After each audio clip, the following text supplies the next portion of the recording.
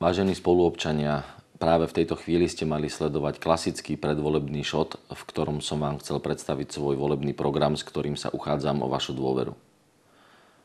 Predstavoval som si, že každý z kandidátov na post primátora mesta Martin predstaví svoj volebný program a svoju víziu fungovania mesta do budúcnosti a že to budú hlavné atribúty, na základe ktorých sa budete rozhodovať, komu zveríte svoj hlas.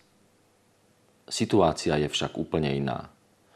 Aj vzhľadom na závažnosť tejto situácie som sa rozhodol, že budem reagovať takýmto spôsobom. 4 roky sa o našom meste hovorilo ako o transparentnom meste.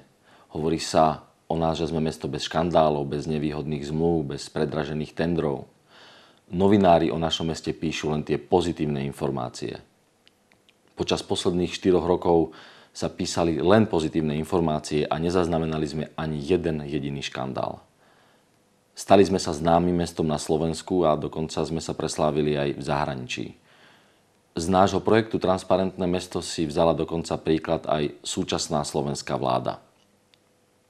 Počas posledných dní alebo týždňov sa o našom meste hovorí ako o meste, kde prevláda najtvrdšia a najnegatívnejšia kampaň na Slovensku.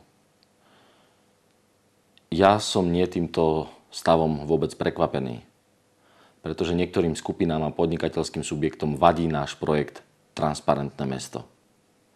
Práve tieto finančné skupiny a podnikateľské subjekty, ktoré financujú túto kampaň a myslia si, že takýmto negatívnym spôsobom dokážu ovplyvniť výsledky volieb na Slovensku, dobre vedia, že ak v budúcom volebnom období budeme pokračovať v projekte Transparentné mesto, budú musieť dodržiavať prísne pravidlá, ktoré sme si stanovili.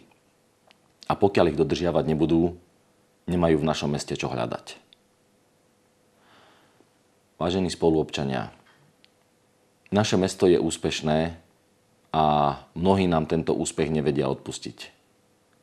Finančné skupiny a podnikateľské subjekty, o ktorých som už hovoril, financujú túto negatívnu kampaň a myslia si, že ovplyvňa výsledky volieb v Martine, však podceňujú vyspelosť martinského voliča. Ak si aj vy myslíte, že v slušnom meste a v slušnej spoločnosti nie je pre takéto subjekty priestor, prosím, príďte vyjadriť svoj názor v sobotu 27. novembra. Práve v tento deň vy rozhodnete o budúcnosti nášho mesta.